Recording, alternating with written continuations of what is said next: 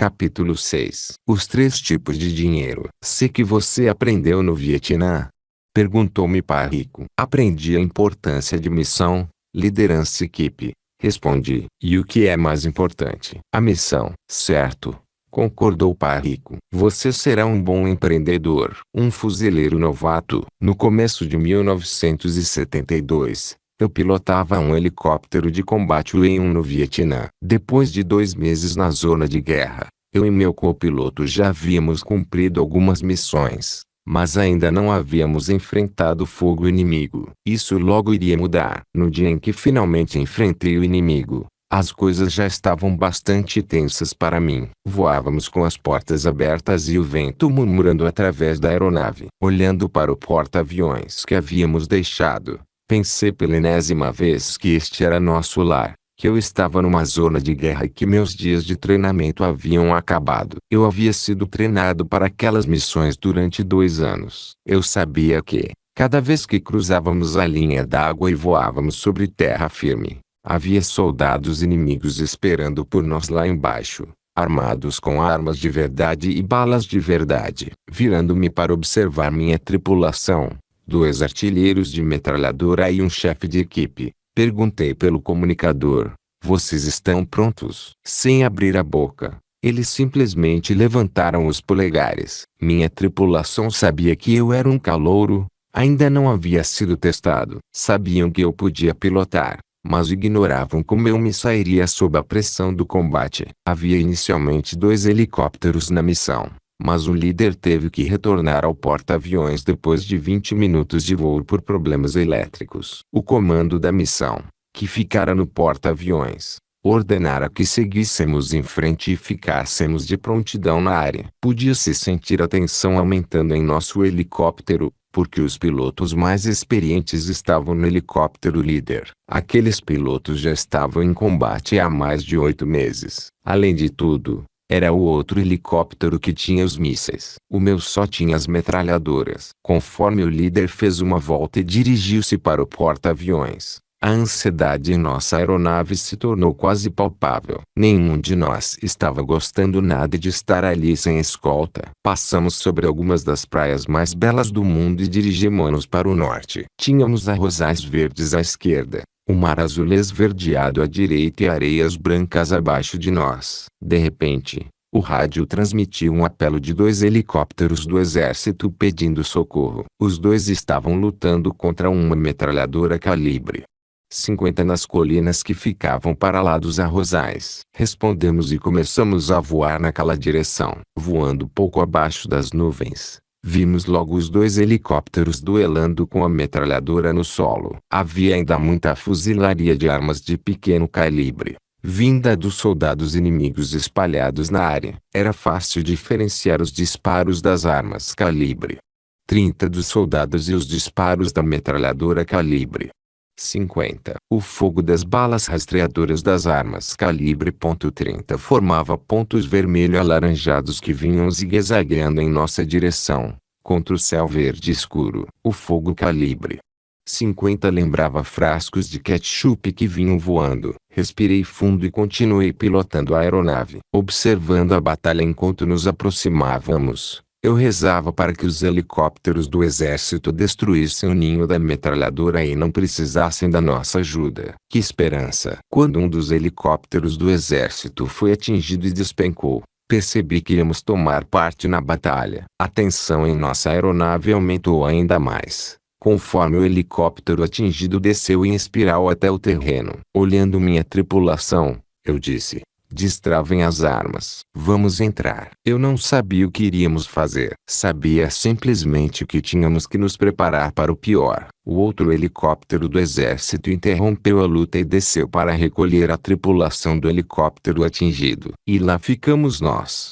uma só aeronave equipada com metralhadoras calibre 30, em vias de enfrentar uns 15 soldados e uma metralhadora calibre 50. O que eu queria mesmo era dar a volta e fugir. Sabia que era a coisa mais inteligente a fazer. No entanto, não querendo parecer covarde perante meus homens, continuei voando na direção à metralhadora, fazendo das tripas coração e rezando pelo melhor. Com os 2 helicópteros do exército fora do caminho, o fogo terrestre voltou-se contra nós. Embora ainda estivéssemos longe, nunca esquecerei a visão daquela fuzilaria vindo em nossa direção. O período de treinamento tinha mesmo acabado. Minha tripulação já estivera antes em situações semelhantes. Seu silêncio me disse que a situação era bem ruim. Quando as primeiras balas calibre 50 passaram perto, o chefe da equipe bateu no meu capacete, retirou e disse quando ficamos cara a cara: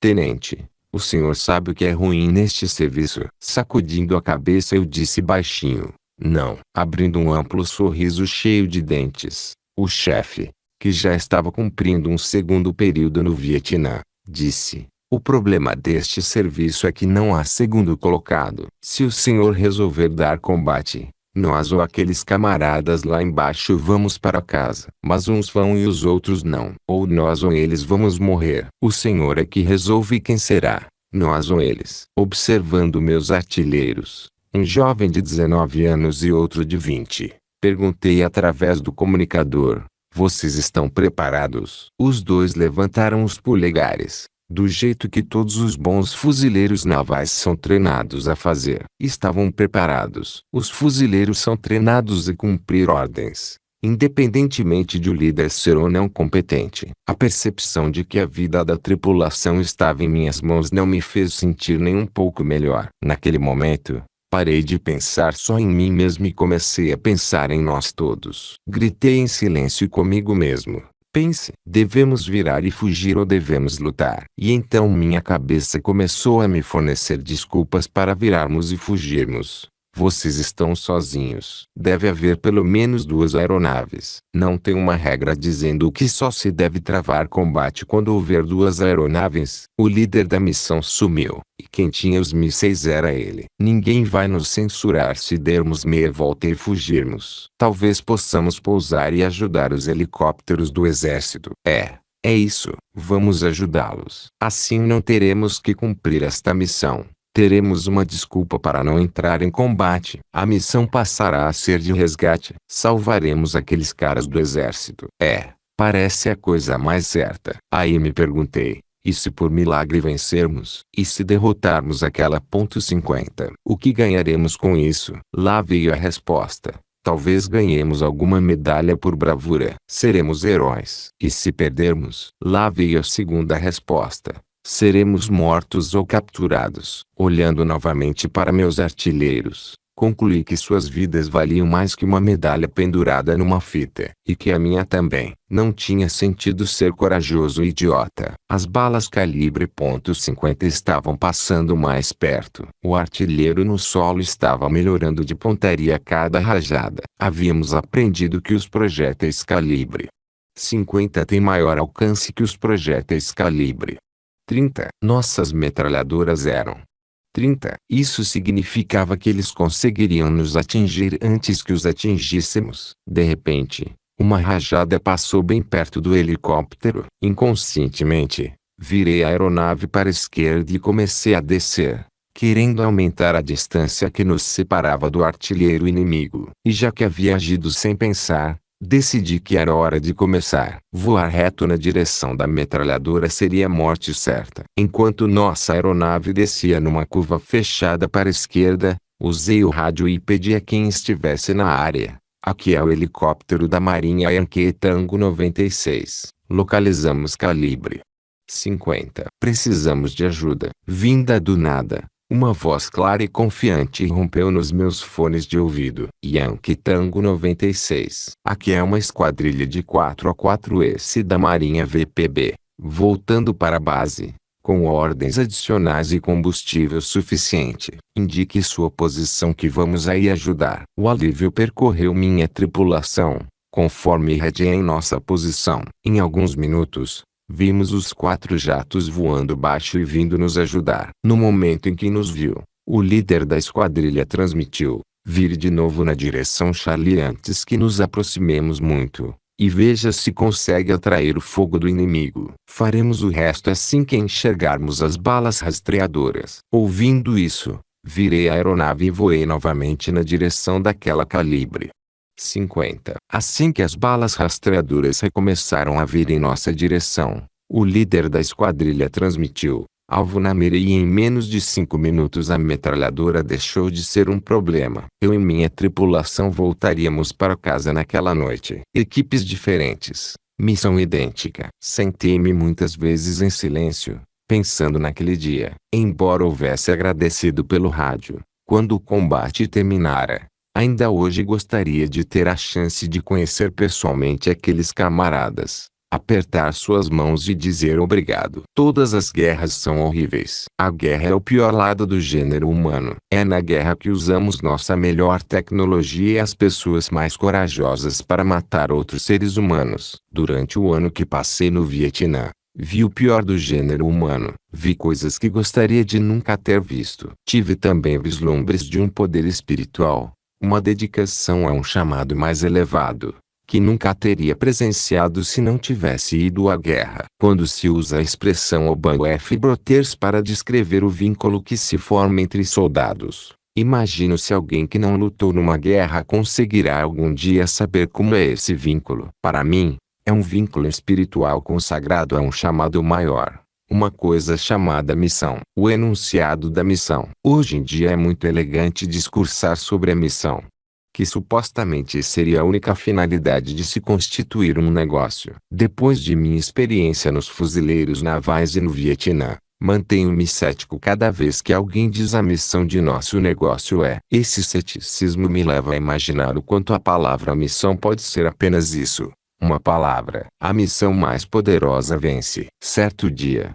eu estava pilotando perto da ZDM, a zona desmilitarizada que antigamente separava o Vietnã do Norte do Vietnã do Sul. Observando a carnificina a meus pés, notei uma coisa que me perturbou profundamente. Voltando para o porta-aviões naquela noite, levantei a mão durante a reunião para o balanço da missão e perguntei: por que é que os vietnamitas do Norte lutam melhor que os do Sul? Será que não estamos combatendo do lado errado? Será que estamos lutando pela causa errada? É quase desnecessário dizer que ameaçaram me levar a uma corte marcial por haver dito algo que parecia quase traição. Do meu ponto de vista, eu não estava traindo nada. Estava só fazendo uma pergunta. Estava apenas expressando uma coisa que havia percebido, algo que eu notara desde que chegara ao Vietnã. Aparentemente, os guerrilheiros do Vietcong e os soldados do Vietnã do Norte lutavam com mais dureza, força e tenacidade que os nossos soldados vietnamitas. Tanto quanto eu podia ver,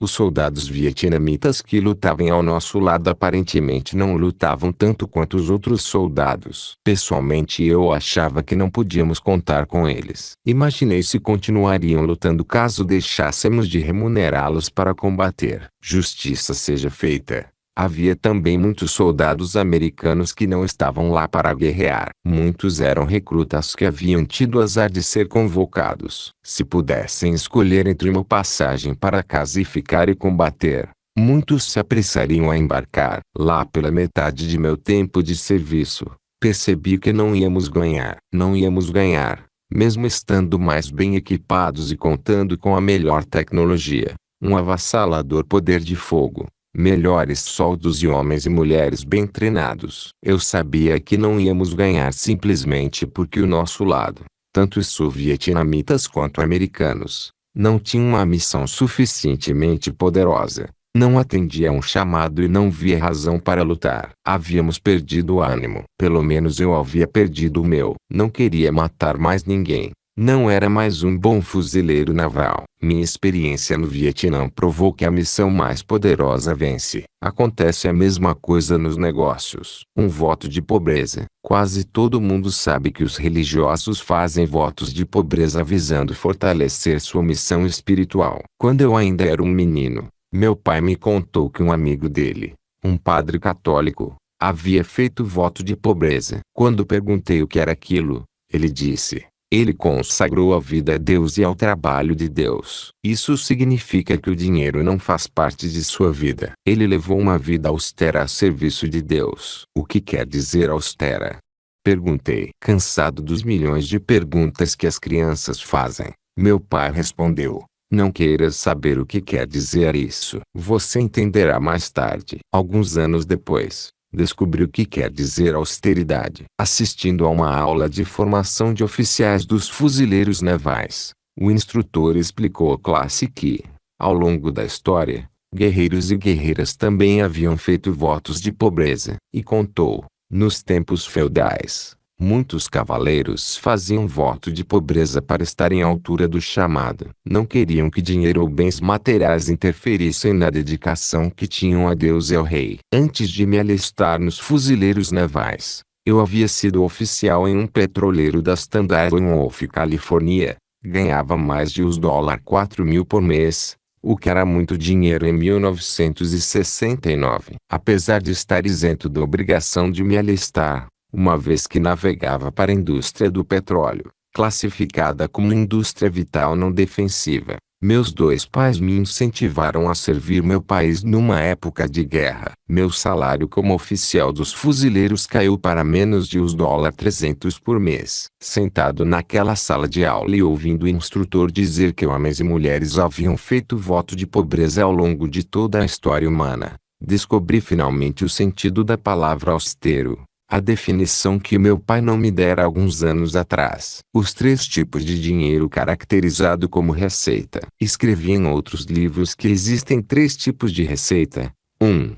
Receita auferida. 2. Receita de uma carteira de ações. 3. Receita passiva. Meu pai pobre trabalhava em troca de receita auferida, a mais taxada que existe. Meu pai rico trabalhava principalmente em prol de uma receita passiva, a menos taxada das 3. Essa nomenclatura foi na verdade instituída pelo Internal Revenue Service, o IRS, que taxa cada forma de receita numa alíquota diferente. O empreendedor tem oportunidade de oferir os 3 tipos de receitas e precisa conhecer as diferenças, porque as alíquotas diferenciadas podem fazer enorme diferença em termos de ganhos líquidos. Menciono os 3 tipos de receitas não para confundir você e, sim, para diferenciá-los dos 3 tipos de dinheiro que vou agora comentar. Enquanto cursávamos o ensino médio, Pai Rico explicou, a mim e a seu filho, que as pessoas trabalham por 3 tipos diferentes de dinheiro.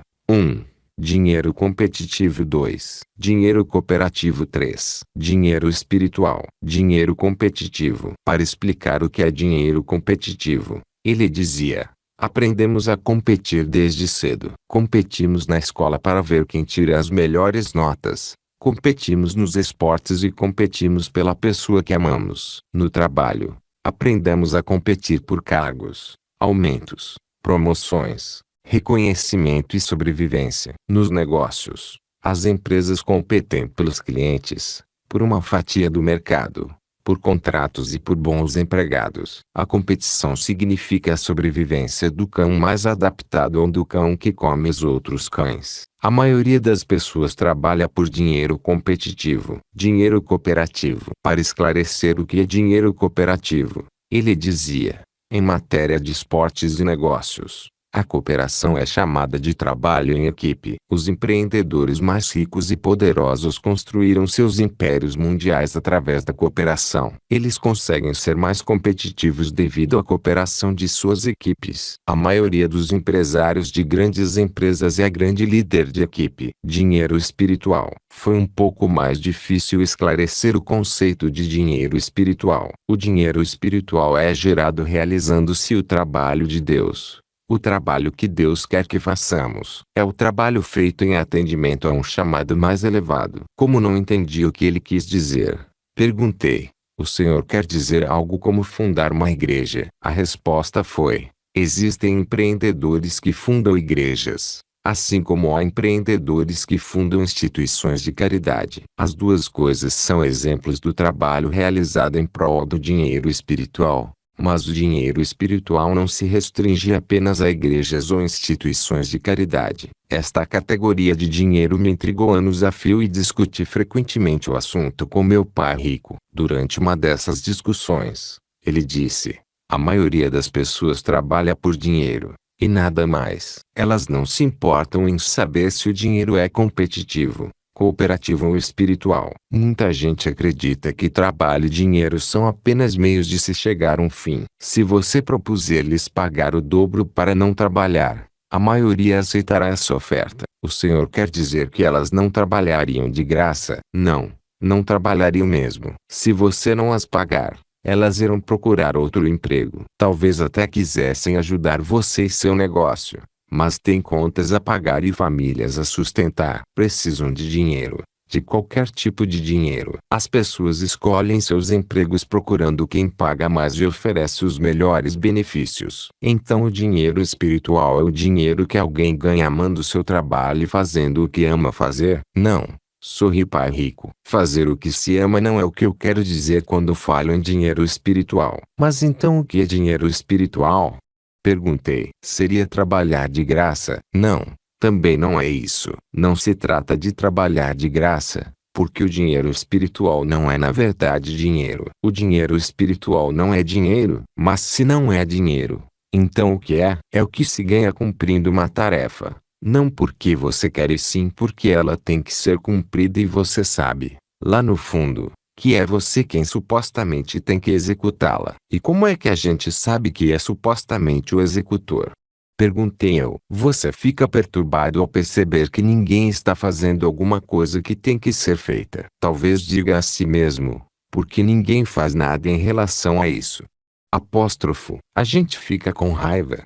Perguntei candidamente. Fica assim, respondeu o pai rico, e às vezes fica triste ou até com dor no coração. Você pode até achar que se trata de uma injustiça ou mesmo de um crime. Normalmente são coisas que incomodam seu senso de decência. Algo que parece injusto, uma injustiça. Mas a maioria das pessoas não tem essas sensações em relação a alguma coisa. Perguntei. Tem. Mas a maioria não faz coisa alguma a respeito. As pessoas vão trabalhar e dizem coisas como, porque o governo não faz nada.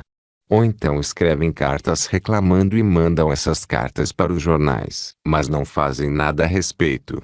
Acrescentei, baixando a voz. Pai rico disse, na maioria dos casos não fazem. Falam, reclamam, mas quase nada fazem. Afinal de contas, estão muito ocupadas trabalhando, ganhando dinheiro suficiente para pagar o aluguel e economizar para levar seus filhos à Disneylândia. E o que aconteceria se elas fizessem alguma coisa? O que poderia acontecer? Eu diria que as forças invisíveis do universo, de Deus, viriam ajudá-las caso elas se comprometessem realmente a resolver o problema. Aconteceria algo mágico em suas vidas. E é aqui que o dinheiro espiritual entra em cena. Mas é mais que dinheiro. Pessoas que você nunca viu na vida vêm se juntar a você, não pelo dinheiro e, sim, pela missão. E por quê? Porque são pessoas que têm a mesma missão. Isso foi quase tudo que eu consegui entender naquele dia. Eu tinha um exame no dia seguinte e minha missão, naquela época,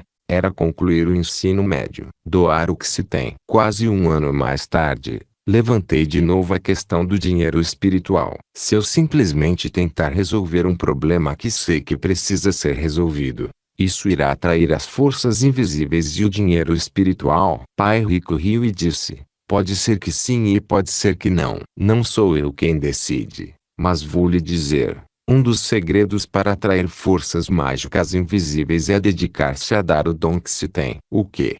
Respondi alarmado. Doar o meu dom? O que o Senhor entende por dom? Um talento especial dado por Deus. Alguma coisa na qual você é o melhor. Um talento que Deus concedeu especialmente a você. E o que seria isso? Perguntei eu. Ao que eu saiba, não existe coisa alguma na qual eu seja o melhor. Bom, você terá que descobrir o que é. E todo mundo tem algum dom? Eu gosto de pensar que todo mundo tem. Sorri, pai rico. Mas se todo mundo tem um dom, por que existe tanta gente medíocre? A pergunta fez meu pai rico cair na risada. Finalmente, ele se recompôs e disse, porque é muito trabalhoso encontrar, desenvolver e doar o dom que se tem. A maioria das pessoas não quer se esforçar tanto assim. Aí eu fiquei realmente confuso. Eu achava que, se Deus tivesse me concedido algum dom, esse dom deveria ser evidente e facilmente acessível. Quando pedi a pai rico que esclarecesse esse ponto, ele disse, Os grandes médicos passam anos estudando e depois clinicando para desenvolverem seus dons. Os grandes esportistas praticam durante anos para desenvolverem seus dons. Embora haja exceções como as crianças prodígio, a maioria das pessoas tem que dedicar a vida à identificação e ao aperfeiçoamento de seus dons. Infelizmente, o mundo está cheio de gente talentosa que nunca chega a desenvolver seus dons. É difícil identificar o dom que se tem e pode ser mais difícil ainda desenvolvê-lo. E é por isso que tanta gente parece medíocre. Então é por isso que os esportistas profissionais praticam mais que os amadores. Pensei em voz alta. Eles dedicam suas vidas ao desenvolvimento de seus potenciais para aumentar o dom que receberam. Pai Rico acenou com a cabeça. Era outra vez mais do que eu podia absorver. A discussão estava encerrada, mas a lição ficou para sempre. Deu B1 ao ótimo. Existem 2 livros que eu gostaria de recomendar a todos que se dedicam a aproveitar sua vida ao máximo. Um deles é Empresas Feitas para Vencer Campus/Elsevier, de Jim Collins. Já instituímos 5 grupos de estudo sobre esse livro, e parecia que estávamos lendo um novo livro cada vez que o grupo aprofundava a análise do texto. O outro livro é T.R.F. Art, de Steven Pressfield, que fala do auto-sabotador que existe em todos nós. Recomendo enfaticamente a leitura dos 2 livros a qualquer um que se dedique a tornar-se um grande empreendedor. A primeira linha de Empresas Feitas para Vencer já diz tudo. Collins começa o livro afirmando: o bom é inimigo do ótimo. Ainda sobre a questão de se identificar o dom que se tem, todo mundo sabe que o mundo está cheio de bons empreendedores, bons atletas, bons pais, bons trabalhadores e bons governantes. Mas o mundo sente falta de excelentes empreendedores, excelentes atletas, excelentes pais, excelentes trabalhadores, excelentes governantes e assim por diante. Mas por quê? Porque para muitos de nós, o bom já é o bastante. Se meu pai rico ainda fosse vivo, ele diria: trazer à tona o seu dom quer dizer revelar sua grandeza e não apenas aquilo em que você é bom o bastante. Empresas Feitas para Vencer está cheio de lições para os grandes e pequenos negócios. Cada pessoa que participou de nossos grupos de estudo encontrou uma lição aparentemente destinada a ela. Para mim, a lição que mais calou foi que a grandeza é uma questão de escolha. Não se trata de ser ou não dotado, talentoso ou mais afortunado que os outros. Trata-se de uma escolha que todos podemos fazer. Como eu havia sido até então uma pessoa na média ou abaixo da média, a noção de que eu podia optar por mudar isso tudo foi uma mensagem que atingiu diretamente meu coração e minha alma. A resistência. Em T.R.F. Art, Steven Pressfield identifica a resistência como a força interna que nos impede de fazer algo. Eu sei bem como é. No meu caso, a resistência assume diferentes personificações de nomes diferentes. Pela manhã, atende pelo nome de gorducho. Assim que acordo, olho o relógio e digo: está na hora de ir para a academia de ginástica. O gorducho diz imediatamente: ah, é melhor não ir hoje. Você não está se sentindo bem. Além disso, está gelado lá fora. Vai amanhã. O gorducho é o sujeito dentro de mim que prefere comer a se exercitar. A minha resistência assume muitas formas diferentes. Tenho montes delas. Além do gorducho, existe outro personagem chamado o marido preguiçoso. Este sujeito vive dizendo coisas como por que quem não fez isso ou aquilo. Outro que manda na minha vida é o relaxado financeiro, que está sempre dizendo: não vale a pena conferir esses números. Depois que o relaxado financeiro diz isso, vem o marido preguiçoso e diz: Kim, você confere esses números. Como se pode ver, gorducho, marido preguiçoso e relaxado financeiro são meus amigos íntimos. Estamos juntos o dia todo. Pressfield chama isso de resistência.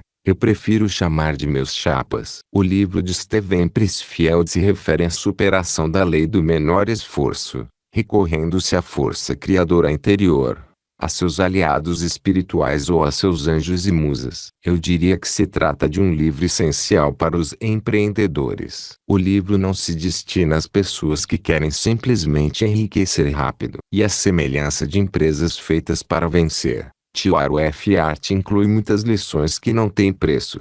Embora exista uma lição que fala diretamente da questão de dar o que se tem, a lição faz parte do capítulo Profissionais e Amadores e diz: os artistas aspirantes vencidos pela resistência têm uma característica em comum. Todos agem como amadores. Nenhum deles se tornou ainda profissional. Para ser claro, não estou falando dos médicos ou advogados, os profissionais liberais. Quando digo profissionais, uso a palavra profissional como um ideal. O profissional em contraste com o amador. Analisemos as diferenças. O amador age por diversão. O profissional age a sério. Para o amador, a coisa em si é um passatempo. Para o profissional, é uma vucacão. O amador age de vez em quando. O profissional age o tempo todo. O amador é um guerreiro de fim de semana. O profissional combate 7 dias por semana. A palavra amador vem do verbo latino amar. A interpretação convencional é que o amador segue sua vocação por amor, ao passo que o profissional a segue por dinheiro. Mas não é assim que eu vejo as coisas. Do meu ponto de vista, o amador não ama suficientemente sua vocação. Se amasse, ele não a seguiria como atividade secundária, distinta da sua real vocação. O profissional ama tanto a vocação que dedica a ela a sua própria vida. Compromete-se permanentemente com ela. É isso que quero dizer quando falo em tornar-se profissional. A resistência detesta que nos tornemos profissionais. O sucesso da noite para o dia. Comentando o sucesso da série O Guia do Pai Rico, um jornalista afirmou: este autor se transformou em um insucesso da noite para o dia. Somente 3 outros livros permaneceram mais tempo que Pai Rico, Pai Pobre, na relação de best-sellers do The New York Times. A maioria dos autores escreve muitos livros, anos a fio, sem chegar à relação do New York Times. As palavras sucesso da noite para o dia e autor fazem-me rir. Embora eu escreva meus livros, com a ajuda de Sharon, não me considero um escritor e certamente não sou um sucesso da noite para o dia. Sou simplesmente alguém que encontrou sua própria missão. Sigo essa missão há anos e tenho parceiros cuja missão é a mesma e escrever é apenas uma das coisas que faço para cumprir essa missão. Na verdade, eu gostaria de não precisar escrever. Desde que fui reprovado em inglês, porque não conseguia escrever quando tinha 15 anos. Contraí uma profunda aversão ao ato de escrever. Detestei escrever durante anos. Era a coisa mais difícil que havia para mim. Existem muitas outras formas de comunicação, mais fáceis para mim, como gravações de áudio e de vídeo ou apresentações ao vivo. Apesar disso, Pai Rico, Pai Pobre foi o livro mais vendido nos Estados Unidos durante 2 anos seguidos, de acordo com os Atodai. Lance Armstrong, possivelmente um dos maiores ciclistas da história, venceu 6 vezes o Tour de France,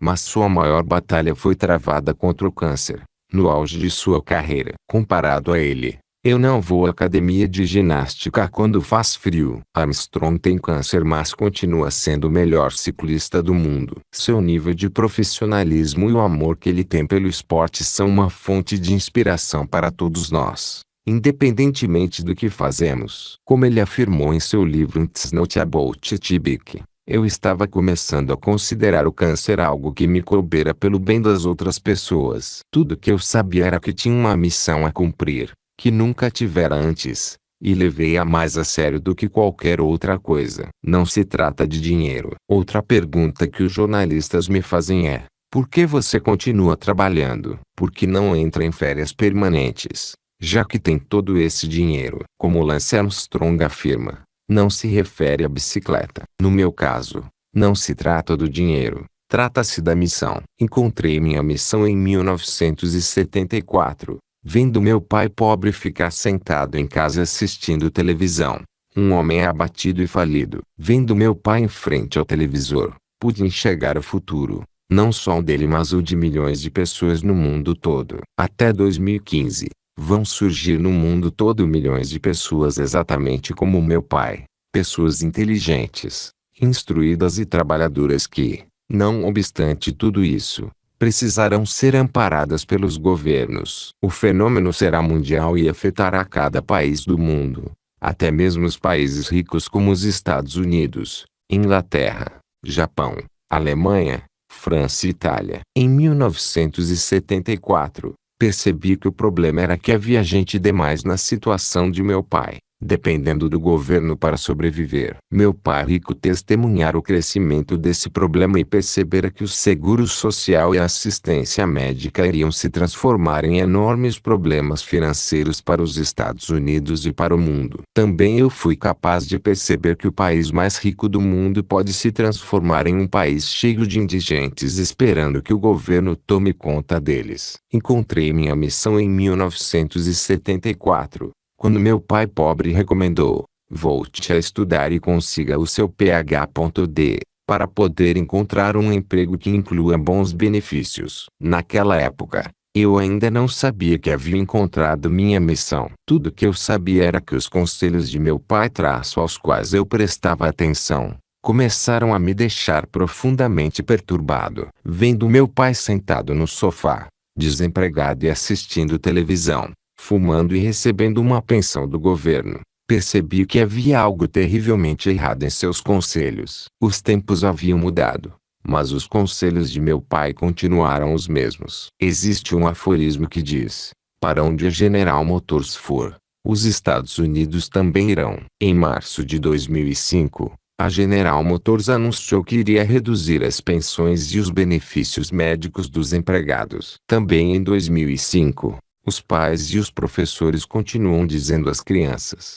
estude e tire boas notas, para poder encontrar um emprego que inclua benefícios. Acho que vendo meu pai, em 1974, vi o futuro. Porque não é suficiente fazer o que se gosta. Escuto muito as pessoas dizerem: eu estou fazendo o que gosto. Ouço-as dizer também: faça o que você gosta que o dinheiro aparece. Embora esse raciocínio esteja correto, há algumas falhas. A mais evidente delas é a utilização da palavra eu. A verdadeira missão refere-se a quem você ama e não a você. A missão refere-se a para quem você trabalha. Não se trata de trabalhar para você mesmo. Ainda no mesmo livro, Lance Armstrong afirma: tive uma nova sensação de propósito, que não tinha nada a ver com reconhecimento e proezas sobre uma bicicleta. Algumas pessoas não entenderão o que vou dizer, mas eu não sentia mais que meu papel na vida fosse ser um ciclista. Talvez meu papel fosse ter sobrevivido ao câncer. Minha ligação e meus sentimentos mais fortes eram relativos às pessoas que estavam lutando contra o câncer e fazendo a mesma pergunta que eu: será que vou morrer? Não se trata de você. Um amigo me pediu recentemente que conversasse com sua irmã, uma gerente que acabara de ingressar numa empresa de marketing de rede. Segundo ele, minha irmã leu os seus livros e decidiu tentar a sorte, montando uma empresa de marketing de rede. Isso é bom, disse eu. Você se importaria em conversar com ela? O que é que eu podia fazer? Era um amigo e tive que concordar. A irmã veio me procurar durante seu horário de almoço. Então, por que você entrou nessa empresa e decidiu montar seu próprio negócio? Perguntei a ela. Eu estou cansada dessa corrida de ratos. Não estou progredindo no emprego. E assim resolvi tomar uma decisão depois que li os seus livros. Vou montar minha própria empresa de marketing de rede. Já pedi demissão e começarei a ser dona do meu nariz no máximo em um mês. Você é corajosa, admiti. E como foi que você resolveu montar essa empresa de marketing? Eu gosto dos produtos que são oferecidos. O treinamento me pareceu bom, mas o que eu gostei realmente foi o plano de remuneração. Posso ganhar muito dinheiro rapidamente. Tudo bem, disse eu, sem comentar a ideia de trabalhar principalmente em função do dinheiro. Quais são os seus planos? A conversa durou mais uma meia hora. Não havia muito a ser discutido, já que ela não havia nem começado. Para ser honesto com meu amigo, sugeri que ela me procurasse dali a 6 meses, para me contar como iam as coisas. Achei que, nessa época, ela teria mais perguntas reais a fazer. 6 meses de fracasso. Em meados do 6º mês, a irmã do meu amigo telefonou e quis ter outra reunião. Esta segunda reunião não foi nada agradável. Eu não vou indo lá muito bem, começou ela. Ninguém quer me ouvir. Eles simplesmente se fecham no momento em que menciono marketing de rede. Como é que vou fazer dinheiro, se eles não querem me ouvir? Você participou das reuniões de treinamento que a empresa promove? Perguntei eu. Não, eu não quero, Respondeu ela zangada. A única coisa que eles fazem é me pressionar para praticar vendas. Não quero ser pressionada. Eles querem que eu traga meus amigos para as reuniões. Mas meus amigos não querem. Certo? Disse eu calmamente. Você leu alguns livros sobre vendas ou como influenciar as pessoas? Não, não gosto de ler. Entendo. Mas se você não gosta de ler, pelo menos fez um curso de treinamento em vendas. Não. Tudo que esses camaradas querem é o meu dinheiro. Eu não vou dar nenhum dinheiro a eles. Certo? Disse eu novamente. Mas o que é exatamente que você quer? Eu só quero trabalhar algumas horas por semana. Ganhar muito dinheiro sem amolações e ter tempo e dinheiro para desfrutar a vida. Entendo. Disse eu de novo, começando a rir por dentro. Diga-me o que devo fazer. Disse ela de repente, revelando sua frustração. Quem sabe você consegue aquele emprego de volta. Sugeri. Você está dizendo que não sou capaz de montar um negócio. Não, não é isso que estou dizendo. Respondi eu. Então o que é que você está dizendo? Você não é o camarada inteligente que escreveu todos aqueles livros. Diga-me o que está percebendo em mim. Eu sou forte. Posso aguentar. Está bem. Respondi em tom mais sério. Você notou quantas vezes usou a palavra eu? Não. Respondeu ela. Diga-me quantas vezes usei e o que esse uso revela a você. Bom, eu ouvi você dizer. Eu não vou indo lá muito bem. Eu não quero participar do treinamento. Eu não quero ler e eu não vou dar nenhum dinheiro a eles. Está bem. Está bem. Eu digo muito eu. E daí? Tão delicadamente quanto me foi possível, eu disse. Montar um negócio não é algo que se refira a você. Refere-se a outras pessoas. Refere-se à sua equipe, a seus clientes, a seus instrutores e é quanto você pode ser útil para eles. Você me parece muito egocêntrica. Muito voltada para você, eu mesma e os meus interesses. Evidentemente ela não gostou do que eu tinha a dizer, mas recostou-se na cadeira, ficou calada e prestou atenção. Pude perceber que ela havia ouvido o que eu dissera e estava ruminando. Recompondo-se, ela disse então, mas eu não gosto nada de ler. Não gosto de cursos de treinamento. Detesto ser rejeitada. Detesto gente obtusa que não entende o que estou oferecendo. Detesto o que estou sentindo e odeio não poder contar com um salário. Acenei com a cabeça e disse suavemente. Entendo. Eu também passo por isso. Eu também detesto ler, ser treinado, pagar para que me orientem e trabalhar um tempo enorme sem ganhar nada. Mas eu faço tudo isso. Por quê? Perguntou a moça. Por que não faço por mim? Meu trabalho não se refere a mim mesmo. Refere-se aos outros. Então você estuda porque quer fazer mais pelos outros. Pelos seus clientes. Sim, repliquei. E não só pelos meus clientes. Eu estudo, treino e pratico muito pelas famílias dos meus clientes. Pela comunidade e por um mundo melhor. Não se trata de mim mesmo ou de dinheiro. Trata-se de ser útil. Bom, eu também quero ser útil. Explodiu ela. Estou tentando ajudar as pessoas. Está mesmo. Eu vejo isso. Você tem bom coração. O problema é que antes você precisa se capacitar a ser útil. Capacitar. O que você quer dizer com capacitar? Bem, os médicos passam anos estudando medicina, capacitando-se a ajudar seus pacientes. Não sei de ninguém que tenha largado o emprego de gerente e, no dia seguinte, estivesse numa sala de cirurgia, fazendo alguma operação oftalmológica. Você sabe de alguém? Não, disse ela negando com a cabeça. Então é por isso que eu tenho que ler, treinar e praticar para poder ser útil para outras pessoas. Discutimos durante mais uma hora. Armando, meu amigo, era realmente bem intencionado e queria sinceramente ser útil. Ela simplesmente precisava de tempo para adquirir as habilidades necessárias para ser mais útil, explicando as diferenças entre os pensamentos P, A, T e C. Eu disse que achava que ela estava ganhando uma experiência notável como pensadora P, com sua empresa de marketing de rede. Quando ela já estava indo embora, ainda comentei. Lidar com as pessoas é a coisa mais difícil de qualquer negócio. A conversa havia derivado para o livro Empresas Feitas para Vencer e comentamos como grandeza é uma questão de escolha e não de sorte ou oportunidade. Querendo incentivá-la, eu disse, A empresa cujos produtos você vende não está treinando para ser boa e sim para ser excelente no trato com as pessoas. Essa é uma habilidade que não tem preço. Essencial para quem quer ser útil para o próximo. Mas é você e só você que pode optar por ser excelente. A maioria das pessoas se contenta em ser apenas boa em alguma coisa, porque isso é tudo que elas precisam para ser úteis a si mesmas. Antes de ir embora, ela perguntou: mas então nem todo mundo quer ser útil para as outras pessoas? Nem todo mundo.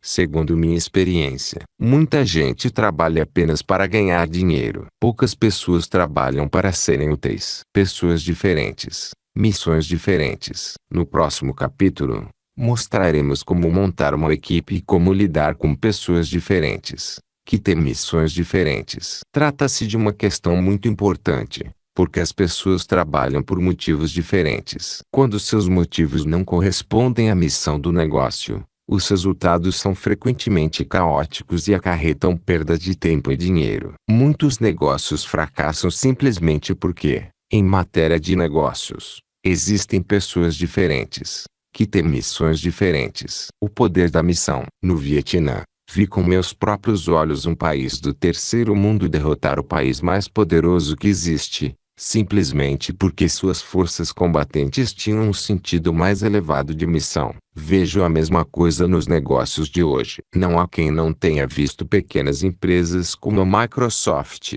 a Dell, a Google e a Yahoo ultrapassarem as grandes multinacionais, deixando jovens empreendedores muito mais ricos que os tradicionais executivos que escalam a pirâmide corporativa. Hoje em dia, enquanto os velhos executivos se tornam milionários, aqueles jovens empreendedores estão se tornando bilionários. Como aconteceu no Vietnã, o que importa não é o tamanho do negócio e, sim, o tamanho da missão. É por isso que falo tanto neste assunto. Já falei antes, neste mesmo livro, sobre as 3 fases de 10 anos que meu desenvolvimento exigiu. Vamos rememorar. 1. 1974 a 1984. Os anos de aprendizado. 2. 1984 a 1994. Os anos de ganhar dinheiro. 3. 1994 a 2004. Os anos de retribuir. Em 1974, minha missão era apenas dominar o triângulo DI. Minha missão era aprender. Foi um período conturbado em minha vida. Eu ficava frequentemente sem um centavo e vivia deprimido. A missão era a única coisa que me levava a seguir em frente. Houve períodos de meses a fio em que nada parecia dar certo. No entanto, a recordação de meu pai, sentado em sua poltrona e assistindo televisão, impediu que eu desistisse. Eu não estava aprendendo em meu benefício e, sim, em benefício de meu pai e de tanta gente como ele que existe no mundo todo. Por volta de 1980, meu mundo melhorou um pouco. O dinheiro estava entrando novamente, porque eu havia aprendido muitas lições sobre o triângulo DI, especialmente os 5 níveis que vão do fluxo de caixa ao produto. Em 1980, deslocamos nossa produção para o exterior, porque era mais barato fabricar as coisas na Coreia ou em Taiwan. Em uma de minhas viagens, vi com meus próprios olhos como são as sweatshops do mundo real. Vi crianças literalmente empilhadas em mezaninos acima de outras crianças, fabricando os produtos que estavam me tornando rico. Naquela época, fabricávamos carteiras de nylon, bolsas e bonés publicitários para bandas de rock. Vendíamos nossos produtos, legalmente licenciados, em concertos de rock e lojas de discos pelo mundo todo. Eu estava novamente indo de vento em popa, mas sentia-me assombrado pela visão daquelas crianças das sweatshops. Percebi que meus dias como empreendedor de confecção haviam terminado. Percebi, além disso, que minha missão de aprender estava mudando e que eu também tinha que mudar. Kim e eu nos mudamos para a Califórnia em 1984. Isso deu início ao pior ano de nossas vidas, 1985. Escrevi sobre essa época em Independência Financeira. Minha nova missão era semelhante. mas havia evoluído. Minha missão agora era identificar meu dom e desenvolvê-lo, e eu tinha ainda que ganhar dinheiro e gerar riqueza a partir desse dom. A paixão é uma emoção diferente do amor. Paixão é uma combinação de amor e raiva. Naquela época, eu estava enamorado pelo aprendizado, mas ainda sentia raiva do sistema escolar. A partir da minha paixão, Kim e eu fomos estudar pedagogia e saber como é que as pessoas aprendem. Passamos o ano de 1985 viajando com diferentes mestres como Tony Robbins e tentando aprender o que eles ensinavam. Uma vez por semana, ajudávamos Tony a ensinar as pessoas a caminhar sobre carvões aquecidos a mais de 1000 graus centígrados. Era muito instrutivo levar as pessoas a superar seus temores e modos de pensar restritivos. Depois de passarmos um ano trabalhando com Tony e outros professores, Kim e eu fomos em frente sozinhos e começamos a ensinar habilidades empresariais na linha de Blair Singer, autor dos livros As Equipes Ricas e Vencedoras e Vendedor Rico, da série O Guia do Pai Rico. Blair e eu rimos até hoje do nosso primeiro workshop. Apanhamos um avião até a ilha de Maui,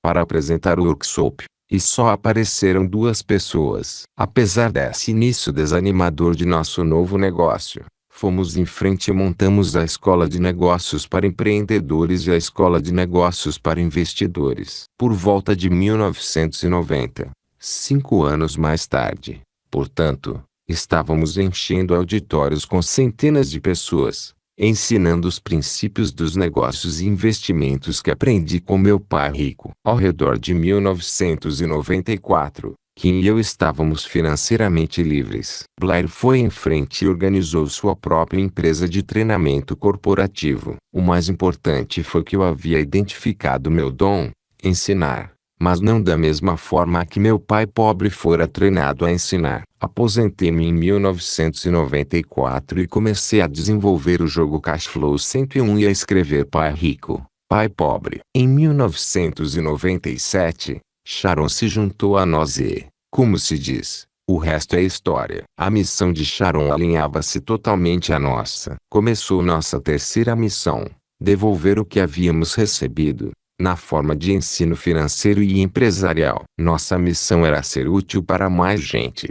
E assim que fizemos isso, o dinheiro começou a entrar como em um passe de mágica, quase a partir do primeiro dia. Sharon ainda acha graça no fato de a empresa de cartão de crédito haver nos telefonado e dito que estávamos vendendo demais. Depois de um seminário que apresentamos durante um fim de semana, os telefones da garagem de Sharon, onde nos instalamos inicialmente, começaram a tocar sem parar. Os pedidos chegavam um após o outro. A empresa de cartão de crédito tentou desativar nossa conta porque estava certa de que estávamos vendendo drogas ou armas, de tantos pedidos que recebemos após a realização de um único evento. O presidente do banco disse a Sharon: "Não consigo acreditar que uma empresa tão nova consiga gerar tanto dinheiro com essa rapidez." Mal sabia ele que era o poder da missão e os 3 tipos de dinheiro: competitivo, cooperativo e espiritual, que estava fazendo os telefones tocarem. Arriscando-me a parecer arrogante,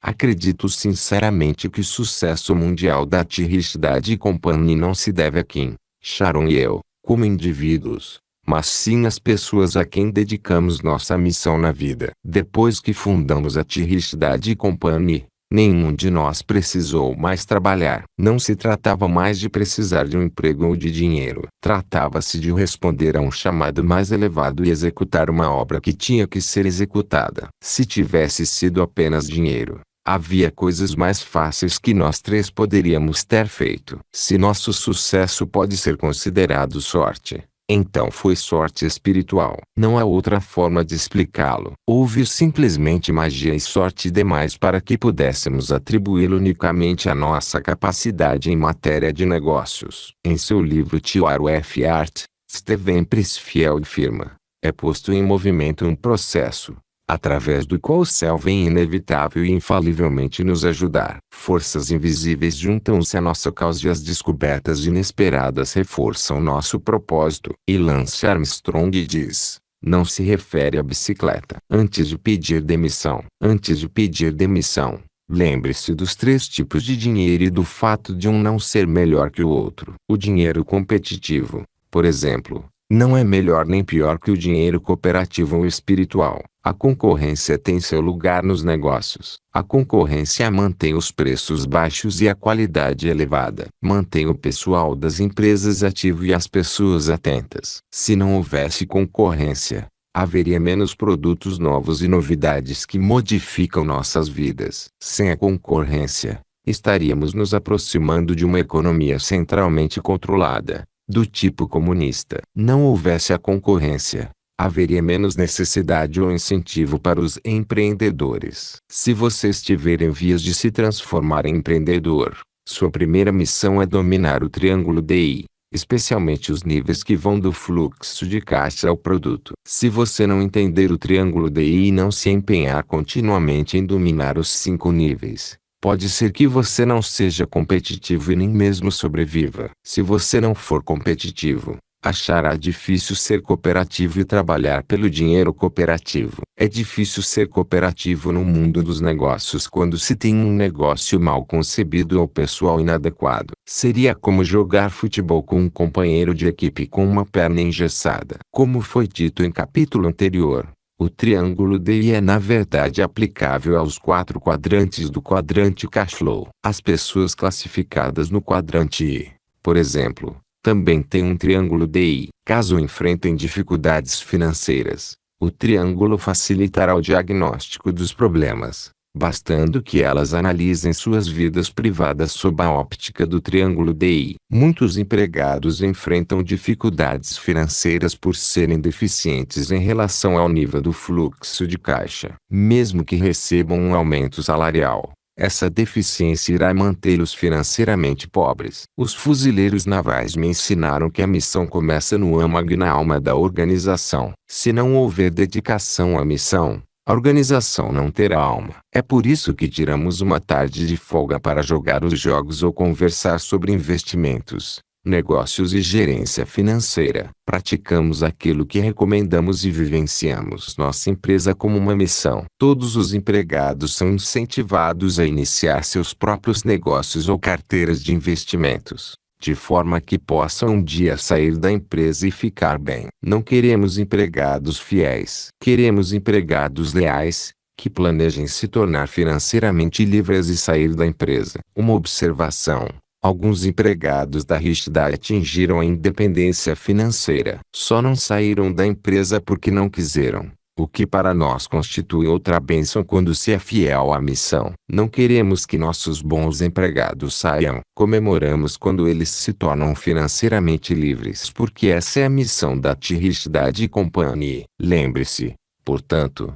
antes de se demitir, que sua missão começa no seu âmago, na sua alma e no seu coração e se expressa através daquilo que você faz, e não apenas do que você diz. As percepções de Sharon. Lição 6. As melhores respostas vêm do coração, e não da cabeça. Até aqui falamos dos 5 níveis de tarefa do triângulo DI, que fazem parte integral do sucesso de qualquer negócio. Mas vamos voltar um pouco atrás e analisar o que mantém reunidas as 5 tarefas. A estrutura de um negócio bem-sucedido. Os 3 lados do triângulo DI: missão, equipe e liderança. O verdadeiro propósito do negócio é a missão. Desde o momento que nos associamos, Robert, Kim e eu concordamos que a missão da Randstad Company seria elevar o bem-estar financeiro da humanidade. Quando se discute a missão de uma empresa, discute-se na verdade 2 missões: a missão comercial e a missão espiritual do negócio. Cabe então a pergunta: pode-se iniciar um negócio apenas com a missão comercial e mesmo assim lucrar e ter sucesso? Sem dúvida. Mas o negócio que adota uma missão espiritual adota um propósito mais elevado, que permite às outras pessoas se alinharem com essa missão espiritual. Temos muitos parceiros que se juntaram à nossa missão espiritual e trabalham para elevar o bem-estar financeiro da humanidade. Com a missão espiritual agindo como força motriz da nossa empresa, o dinheiro apareceu sozinho. Se houvéssemos nos concentrado apenas no dinheiro competitivo, vendendo produtos de aperfeiçoamento financeiro, esses mesmos parceiros talvez não tivessem ficado conosco. E você perguntaria: Somos competitivos? Sem dúvida. Somos cooperativos? Sem dúvida. Somos espirituais? Sem dúvida. Fazemos tudo o que está ao nosso alcance para nos concentrarmos na missão espiritual. As pessoas nos apresentam frequentemente ideias e oportunidades que poderiam ser financeiramente benéficas para Tirishidade e companhia. Fomos procurados, por exemplo, por gente que queria iniciar um fundo de Tirishidade, bem como um consórcio de investimento em imóveis. Mas quando analisamos realmente as propostas, percebemos que a motivação das equipes reunidas por essas pessoas era mais voltada para o lucro e, sendo assim, não somaria forças à missão espiritual da nossa empresa, elevar o bem-estar financeiro da humanidade. As iniciativas teriam provavelmente elevado nosso bem-estar financeiro, mas essa não é na realidade nossa missão. Na verdade, nossos parceiros em potencial ficam quase sempre confusos, porque frequentemente damos mais do que eles pedem ou conseguimos que eles recuperem seus investimentos mais rapidamente do que queriam. E por que fazemos isso? Bem, na verdade sabemos que, se facilitarmos inicialmente o sucesso de nossos parceiros, eles se tornarão mais propensos a apoiar a missão e os esforços na nossa empresa. Nossa experiência nos fez aprender que, quando colocamos o parceiro e a missão em primeiro lugar, a recompensa financeira torna-se inevitável. Cabe perguntar se cometemos erros ao longo do caminho. Sim, sem dúvida que cometemos. Mas quando se aceita parceiros ou consultores que não partilham de nossa missão, a discórdia sempre aparece. Tivemos até consultores que seriam incapazes de repetir o enunciado da missão da Tirishidade e companhia. Essa incapacidade revelou que eles não estavam alinhados com nossa missão espiritual e, portanto, não são mais nossos consultores. Estamos melhorando cada vez mais para identificar pessoas que não estão alinhadas com nossa missão espiritual. Ouvimos o que as pessoas têm a dizer e vamos mais além. Quando elas dizem estamos aqui para ajudá-los, sabemos que é melhor escapulir da proposta. Na maioria dos casos, a verdadeira finalidade de gente assim é tirar vantagem da popularidade da marca Pai Rico. Por outro lado, quando alguém diz quero me incluir entre os que ensinam as pessoas a lidar com o dinheiro, então nos dispomos a ouvir. Como dizia Pai Rico, quanto mais gente se ajuda, mais rico se fica. Você, que planeja montar um negócio, qual a sua missão? Você tem uma missão tanto comercial quanto espiritual. A sua missão é capaz de constituir a base do triângulo de I e o objetivo da missão que determina o produto.